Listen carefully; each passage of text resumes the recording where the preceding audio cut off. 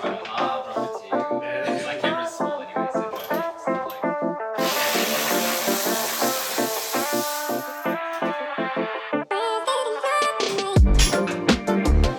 guys, I am back in my garage and today we are going to be doing a bit of a test fit on one of Paisa Hub's new carbon bonnets. This is Charlie. I've actually known him for a little while, but it's been a long time. We were saying like about, I think the last time I'd seen him was over 5, maybe 8 years ago. So yeah, closer to 8 years. Closer to 8 years. He lives in another state and he's come and dropped off a bonnet for the Civic. So we're going to be doing a bit of a test fit today. So you want to tell us a bit about these bonnets? So obviously it's a carbon fibre bonnet.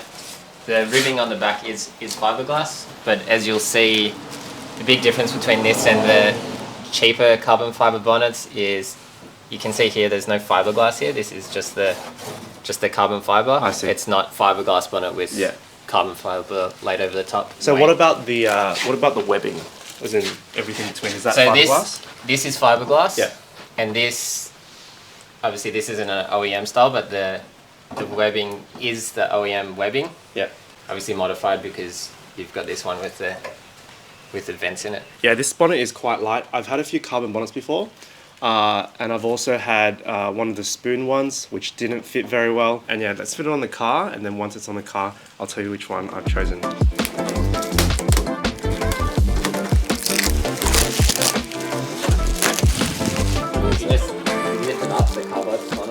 Yeah. Oh, nice. This is all built in.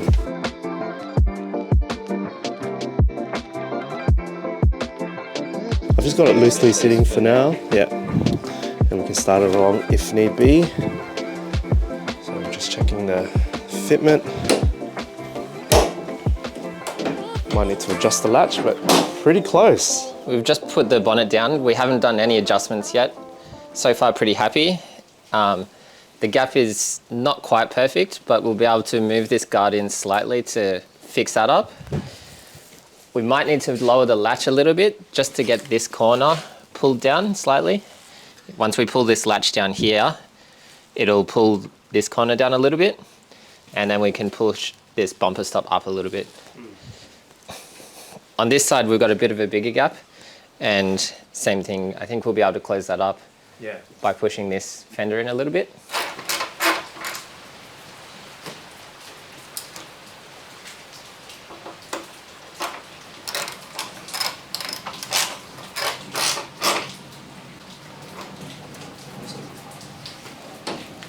You can see how it's closed up that gap a bit more. And yeah, that's pretty close to where I want it. So are you happy with that, Charlie? Yeah. Yeah. Well, I just want to thank Charlie for coming out. He's down in, he's based in Canberra, but he's come out this weekend. And yeah, thank you so much for dropping off the bonnet. If you guys need any carbon parts, especially for the Honda guys, you can check out Paisa Hub's website.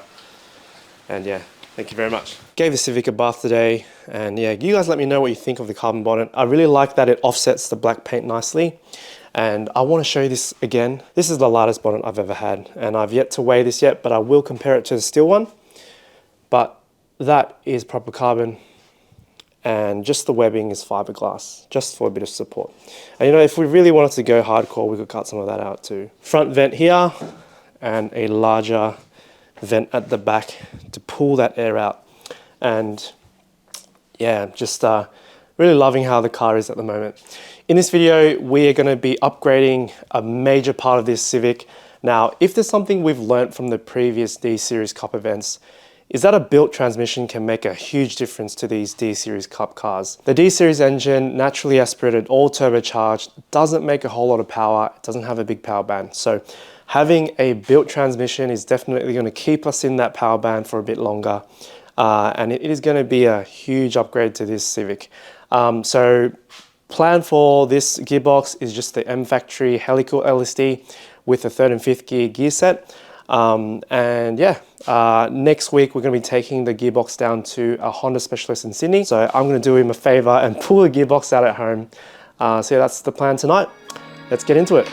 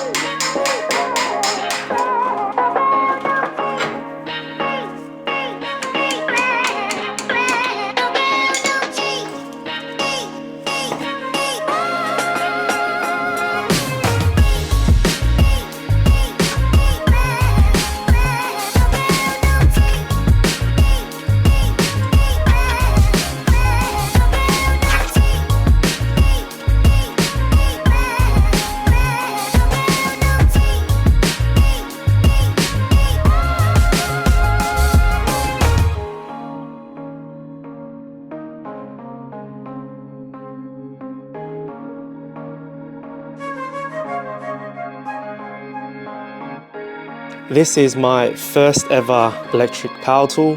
I remember straight out of high school, I was sick of using air tools, so I went to Bunnings and bought myself my first combo kit. And this still lives on to this day. So there's a stamp here, 2013. So this is about 10 years old. And I since transitioned over to Milwaukee and donated half of this to my dad, but I still kept this Old Faithful. And my Milwaukee rattle gun, you know, it's good, but there are times which it doesn't cut it, and I'm gonna break out the big boy. And between these two, these have both had a really tough life, but I still love breaking out the old bad boy. Hey guys, we're down here at Grofty Industries. You guys might recognize Ram if you are one of the golden age Honda guys from the old school Oz Honda forums. This was Grofty, was that your name? Yeah. I was Fong Pei on Oz Honda.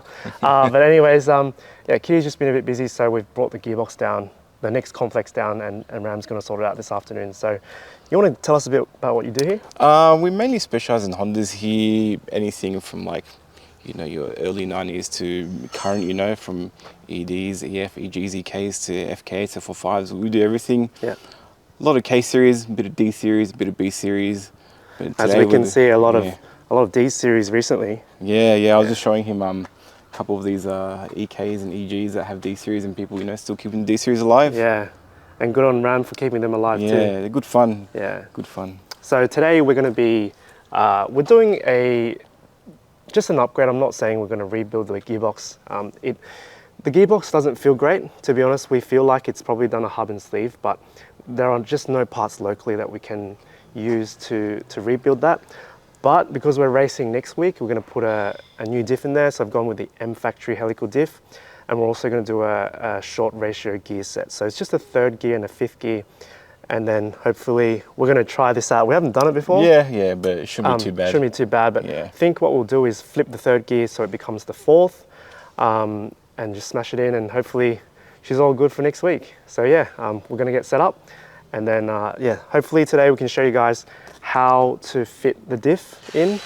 If you're at home doing this job yourself, it should be a pretty simple job. So let's get into it. Alrighty, got the good old Bunnings table out, and got the gearbox on, nice and clean for Ram here.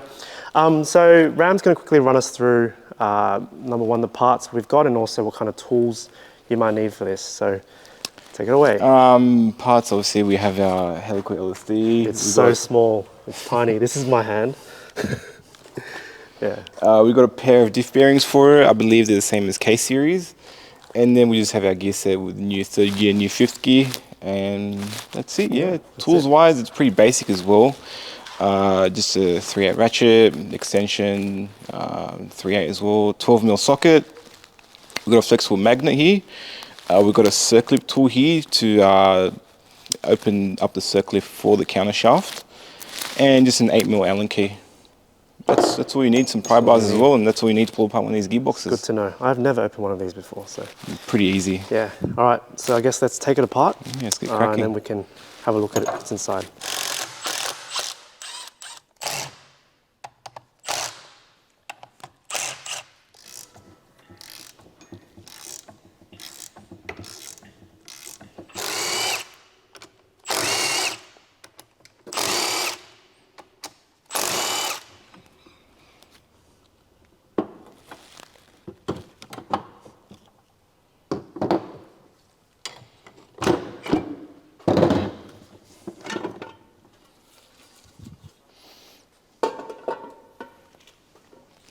Doesn't look too bad at all. No.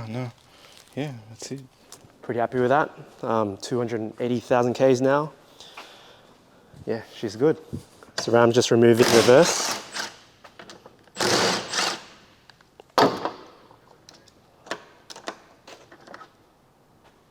They're just casting marks, aren't they? Yeah, they're all casting marks, yeah. People are often mistaken for cracks. Yeah.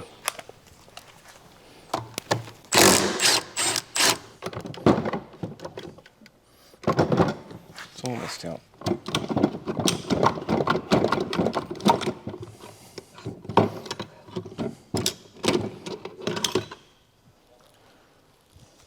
How's the bearing?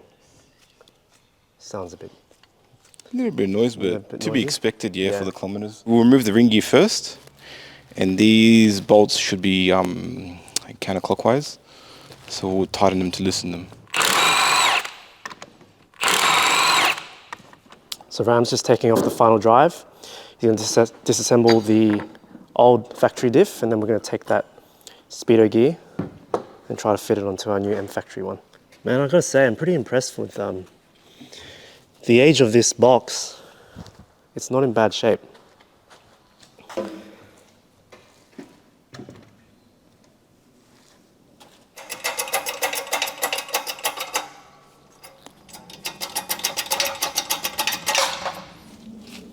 You can see here, speedo gear can come off now. Yep.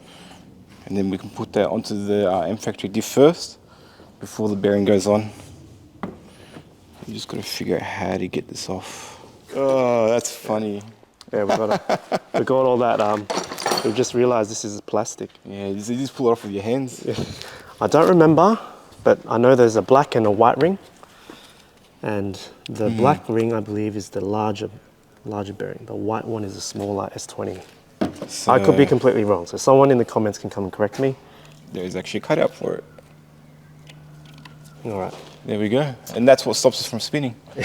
No wonder we're scratching our heads. Yeah. But anyways, Got comes that right figured off. out. It's a plastic gear. Yeah.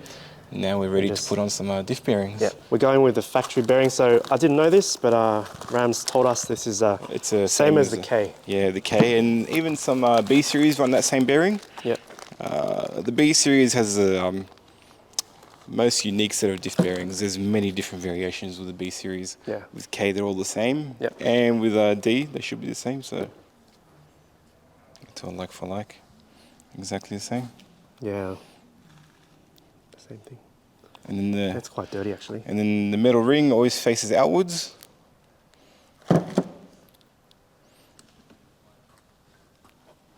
Just like that. Yeah. Put it back in the press and get that bearing in.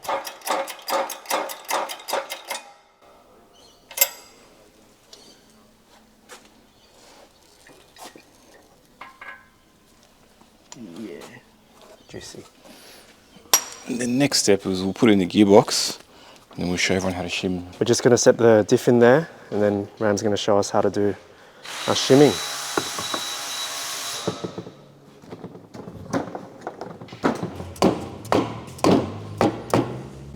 There we go. It's fully seated.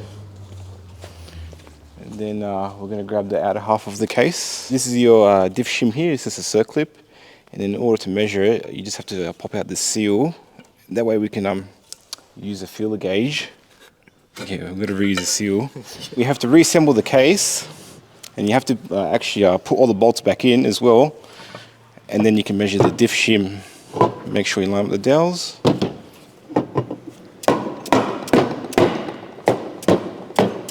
Don't forget, you have to put all the bolts in, not all of them, because it will throw the measurements off. And don't go too hard when you're tightening it. There's no need for it to be crazy tight. And always do a crisscross pattern. Now we have our feeler gauges here. So from memory, the factory limit is like, I think what they call 4/1000ths of an inch. So it's nothing. It's like, this is 3/1000ths, but this one's a 2,000. This one, I believe, is a 4,000. So it's thinner than paper. So we're going to try the big one first, and then if that fits in, then we've got a problem.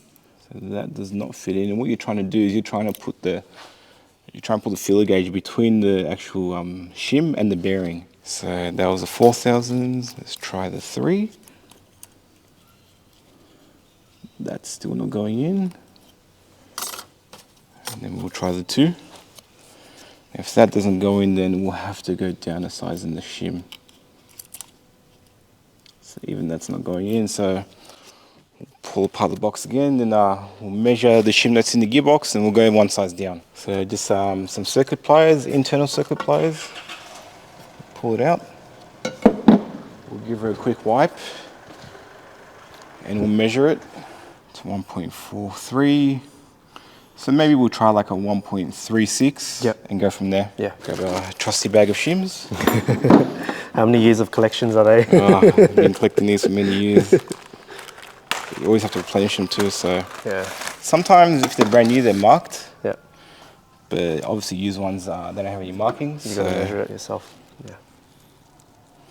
So this one's slightly thinner, so we'll leave this in the maybe pile. That's a 1.38.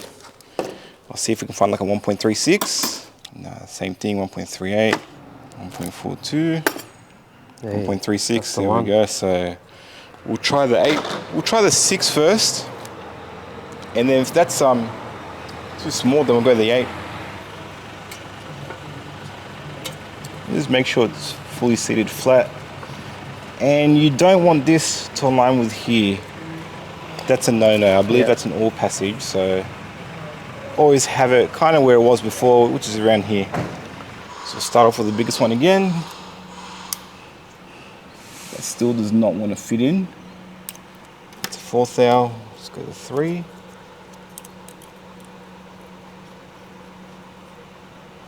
And yeah, that fits in there well, so that's within spec. Beauty. So, as you just saw, I pulled it out, just pulled it back in to make sure it wasn't a mistake. That's in there good, and then just to double check our findings, we'll try and put the 4th thou back in there again. And yeah, it does not want to go in, so bang on the money. Awesome. And that's how you shim it. Yeah. Thanks for showing us that. That's all good, yeah. So we haven't talked about this in the video yet, but actually Ram is a huge D series lover too. Yeah, and I didn't know he actually has a second D series project, but I'll let him talk. So I've got 2 sedans.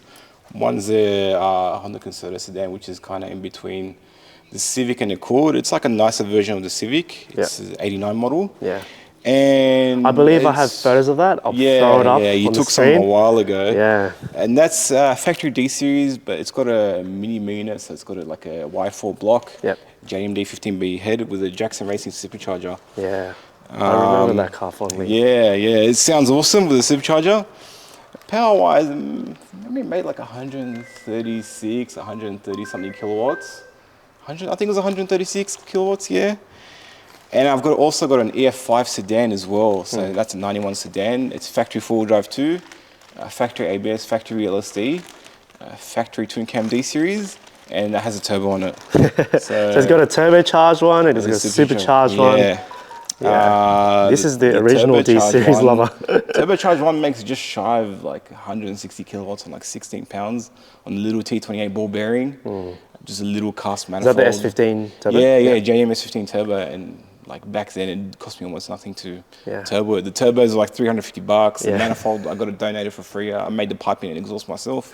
Yeah, awesome. Yeah, but I got to bring that out of storage. Yeah, no, that's been a long time. Like we were just talking about it. I think I seen the car. I seen his Concerto. It's been a while, at a JDM yard meet. That was probably 3-4 years ago. It might even be pre-COVID. I don't remember. I think. But we're just talking about it. He hasn't really driven it for a while, so I think everyone should let Ram know to bring it out of storage. We want to see it. All right, so we'll pull apart again, put the seal back in, we'll put the ring gear on the diff, and then we talk out the spec. And I'm not talking to spec with a rattle gun. You talk to spec with a torque wrench. Yeah, because you can. Because these are very fine thread bolts. Yeah, and it is easy to strip them. So that's one thing you got to be careful of. Torque with a torque wrench. Okay. Cool. Don't forget these are all like reverse thread. Yep. So loosening them is tightening them. All right, we're about to pop it back in the vise just to hold it down, and Ram can go and torque the spec. So we're going to torque it to 74. So it's same as the B series ring gear torque, 75 foot-pounds reverse thread.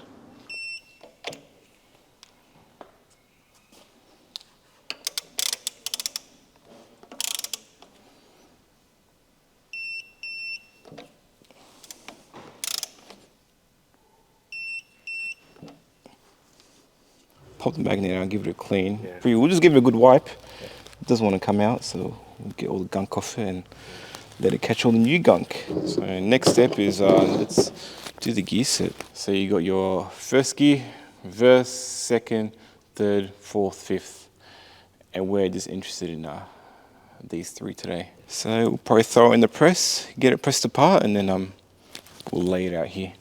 So we have the input shaft set up in the press, and we're just going to press it from 3rd gear. And that will just allow us to remove the input shaft from the gear stack. And there we go.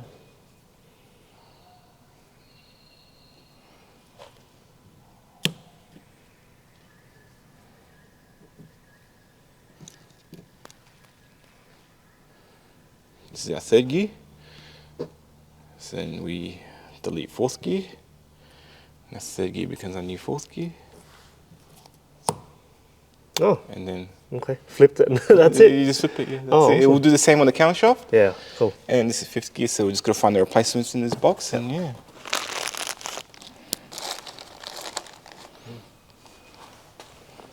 So new third, new fifth will go here. Easy. And then we just change the synchro over.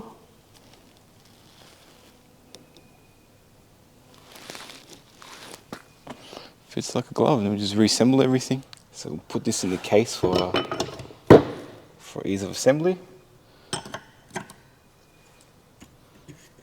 Even the synchros, these are so tiny.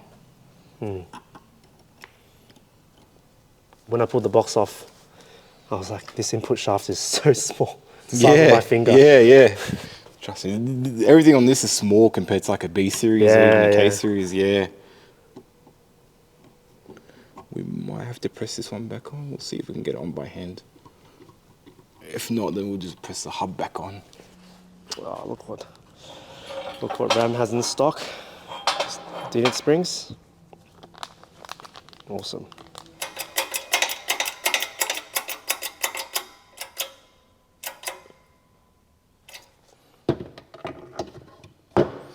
You normally got like a high ridge in here, and then these have a deeper cut to it, and normally the high ridge goes there. So there we go. Make sure the rings are on the synchro, otherwise you're going to get issues popping out of gear. And now we're just going to put our 4-5 stack on, and this should slide right on. I think we're going to have to press in the number 5 synchro in as well. You always want to make sure the gap here lines up with synchro. It's pretty obvious, but just so I let everyone know. That's it.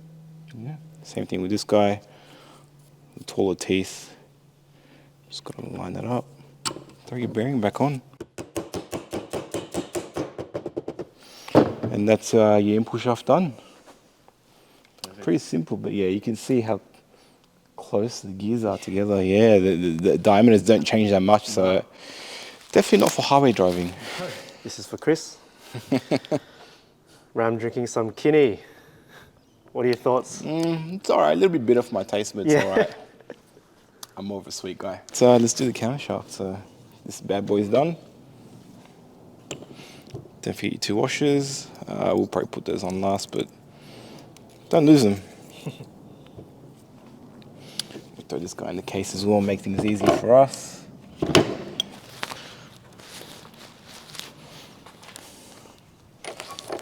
Yep, definitely 30. Don't forget when you remove this nut, you got your shim there, so don't forget to put that back in. And then mix them up. Yeah, when you're done. Yep. Same thing we're going to throw in the press. We'll press this out from the first gear. We'll pull apart the whole stack. It's just easier that way for us. 1, 2 stack here. 3rd, 4th, 5th. So then 4th gear goes away. 3rd is a new 4th. And then 5th gear goes away. And then we put our 2 MFactory gears here. Look at the difference.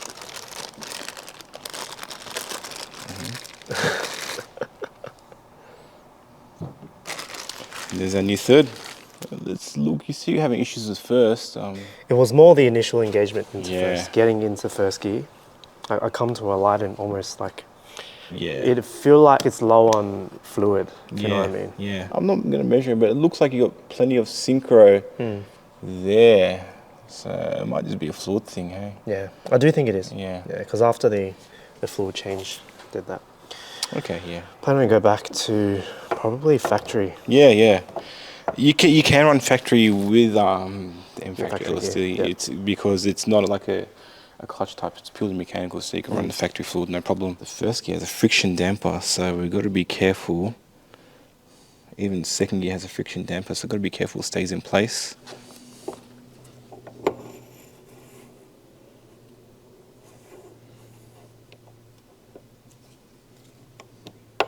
Okay, cool. Yeah, that's in. The friction damper is in the correct spot too. The engagement teeth are nice and sharp. So, gearbox being well taken care of. Not by me, it hasn't. The same thing with the teeth. We're looking for the higher or taller teeth. It goes into the deeper groove, and there's a pair of them together, so you can't get it wrong.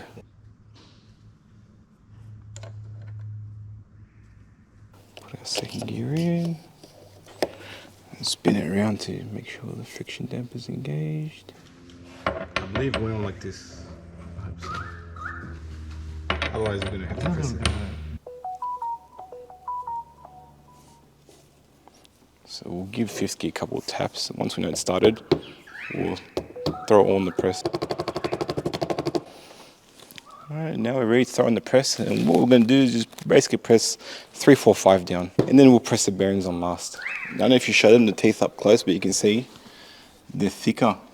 So, not that D-series gearboxes are stripped teeth, but it's cool to see they're thicker. Yeah, so I guess for boosted application, it might be useful. I don't think I've heard anyone strip a gear yet. No, but not on the D-series, no.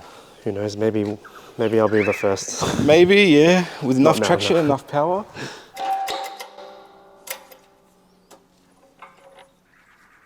There we go. That's our counter shaft gear stack all assembled. Put it in the vise and tighten it to the B-series torque, maybe a little bit less because this is a different size thread diameter compared to a B-series. We're just following the B-series countershaft torque. It's 80 foot-pounds. Nice. And then we just got to stake the nut. Yep. Going to give everything a quick clean. Yep.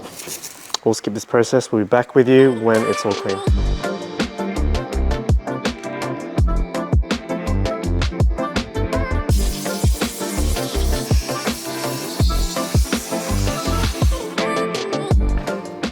Super clean. And we're ready for assembly. Putting the diff in, that always goes in first. Don't forget the 2 washers on the main shaft. And then we got to figure out how our shift forks go back on. Shortest one is always 1, 2. And then your medium length is 3, 4, and your long one is 5.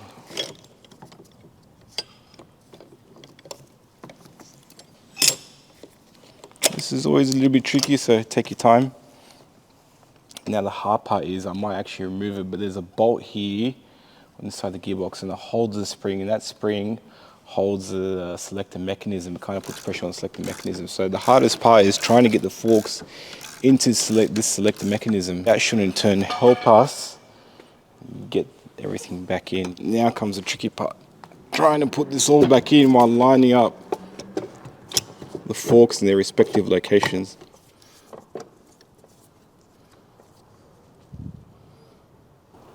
Almost.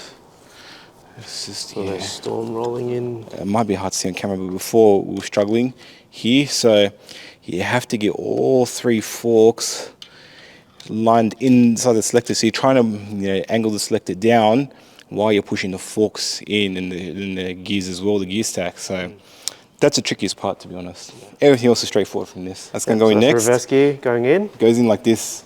The longer part faces downwards. Otherwise, if you have it upside down, which you can do, it's not going to select reverse. Forks goes in pretty easy. We've gone from like a pyramid to like a torpedo. Yeah. It's narrow. So you can see we're just doing this up with a 1/4 inch and not even like a 3/8 or a 1/2 inch. It doesn't need much. That's it. Now we're going to get our silicone and seal the case up, and then then we can put all the bolts in and whatnot. Yeah, ultra grade. It's not household silicone. It's the good stuff. It's grade 2, like factory Honda. Yeah, it just needs a small bead. all you need is a little, because they are machine surfaces, so the fitment is pretty good. And once we've run the bead, we'll just go over it with our finger to smear a little bit, and yeah. How about oil pans? Do you put any on it? K series, yes. B series only where the rear main housing meets the block and where the oil pump meets the block. D series, yes. You got to put it on the semicircles throughout the whole semicircle. That's it. Yeah, you shouldn't be putting it on the gasket. It's funny you say that. Kenny watches my videos and it's like, stop doing that. Yeah, man, stop. Stop you doing don't that. need it. Like I see people doing it on like water pumps. I'm like, you don't need it. Stop it. I do it And on like- only the oil pan. And like the amount of water pumps I've pulled off where it has silicone but it's still leaking. Like when the I think I gasket, saw one over there. yeah, when the gasket goes, it goes. The silicone's not going to help it. So you putting sealant in other places is not going to do anything. A little bit of sealant on this bolt too. You would have seen the sealant coming apart when you remove the bolt anyways. Like I said, just a little bit. You don't need much. Yeah, just a little bit. You know, we're not decorating a cake here. We just want to make sure it's in neutral before we put it in. That way we don't have any issues trying to slick gears, and then put a little bit of oil on the bearings because we just cleaned the case and the case is nice and dry. Right. It's going to give us a little bit of grief, so it's on the forks and the bearings and should go together easy. And we've got the case going back on Yeah. for the last time. Yeah, the trick is just trying to get the forks in. So it might take you a few attempts. It's not always going to happen on the first go. And then we'll give it a few taps, see if it wants to comply.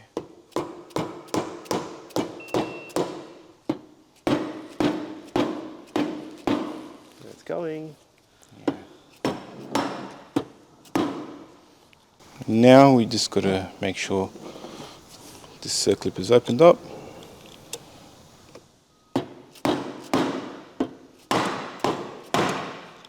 Yeah, a few more taps and That's it. that's it, yeah.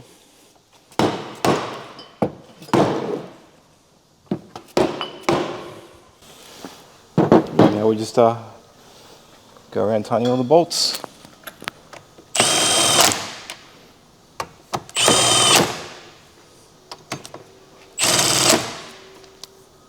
This is just going hand tight, and then we'll tighten it by hand afterwards.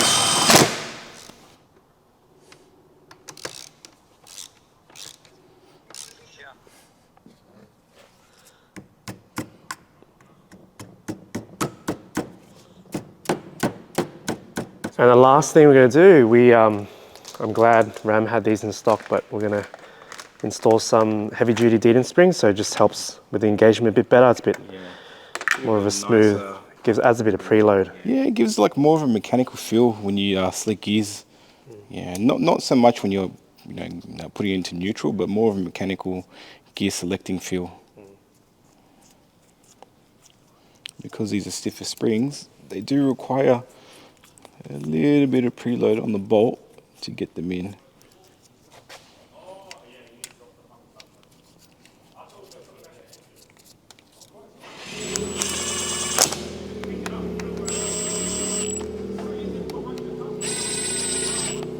Just nip them up. They don't have to be super tight. I've seen people break these. That's it. No, actually break the bolt because the bolt's hollow. We're going to flip it over, make sure it's flexible gears, make sure no weird noises when we turn the input shaft. Forwards, now that was fourth gear. Yeah. That's third gear. Yeah. And then if we go all the way this way in the shifter, so it's selected before, but it doesn't help that the gearbox is dry. Yeah, that's right. Yeah, but yeah. I'm pretty sure we've got all of them already. Yeah. We've selected all of them. We got 1 to 5 and all spins freely. And then to get the camshaft circlip back in, we're just going to give the gearbox a few taps on the ground and just seat the bearing into the circlip.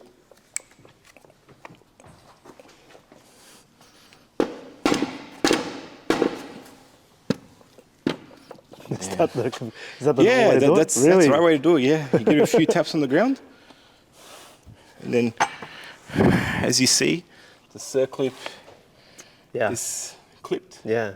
It wasn't too bad, yeah, I'd say. We were kind of chill, good pace. Yeah.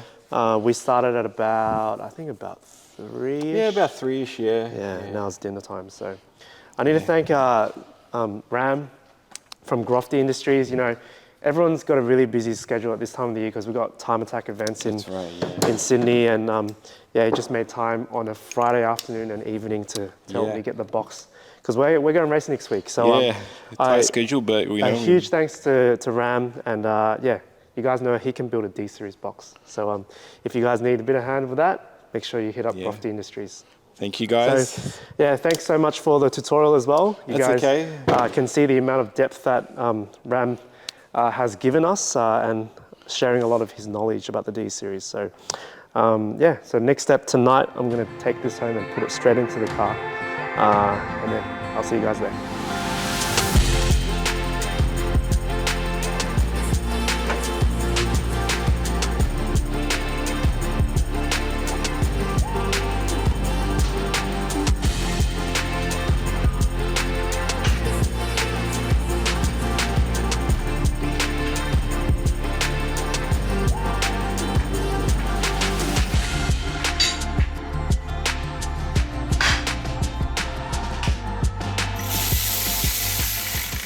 Was a late one last night and it's all back together.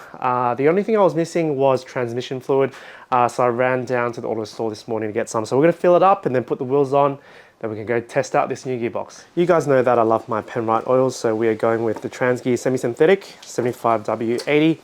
And transmission oil actually plays a really big role in how the gearbox cools and also how it lubricates. I've had lots of experience with different oils, and safe to say, I've always ended up going back to the OEM specifications. So I think this replaces, it's like a factory replacement of the MT06, which is, you use them in the Bs and I think the Ks as well. All right, it's back together. We're just leaving it on the stands for now. So we are gonna switch it on for the first time with the new box, run it through the gears, make sure everything's happy, and then we can take it for a road test.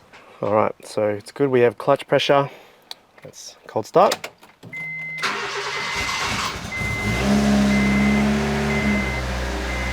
All right, I'll just let it warm up and then we'll run it through the gears. First gear, second gear, third, fourth, and fifth.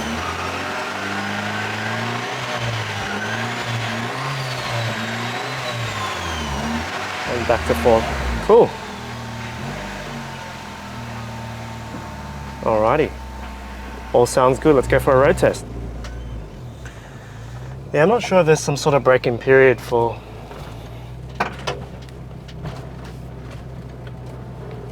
Alright, how exciting. First gear. Second. Wow, that's short. I'm in fourth gear at 50 k's an hour. It's pretty short.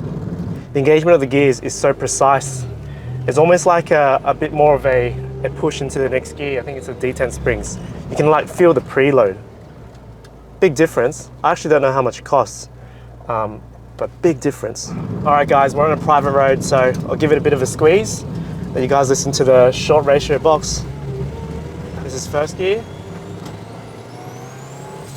First and second stock. We'll get it over this. Get past this bend first. So second to third.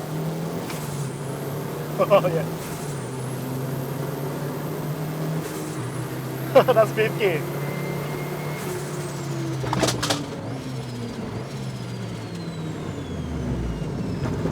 That was sick.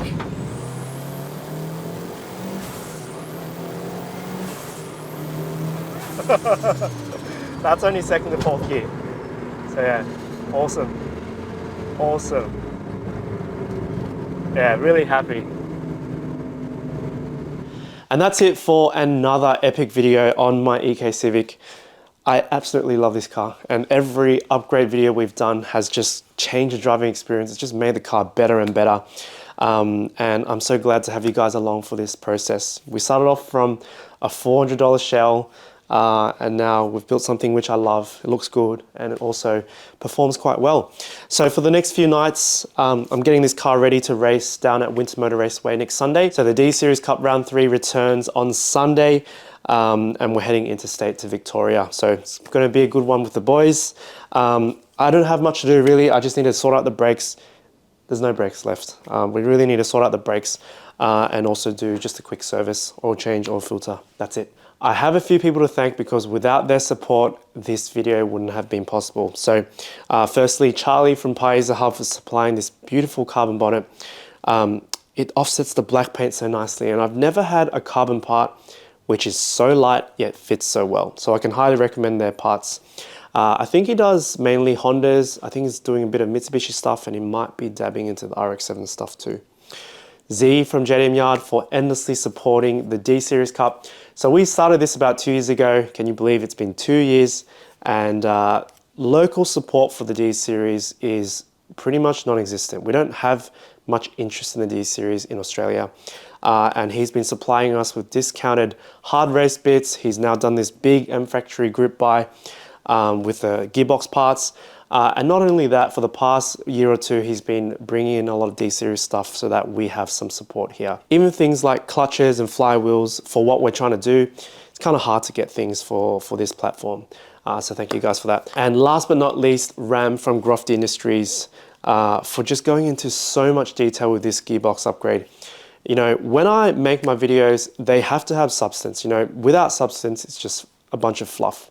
And he has gone into so much detail with every step of the gearbox upgrade process. And there's a lot of good people in the Honda community with so much knowledge that you just can't find online. So we thank you for sharing that with us. So yeah, that's it for the video. A bit of a long one, but I hope you enjoyed it. I've got a bit of work to do now, so I will see you guys in the next video.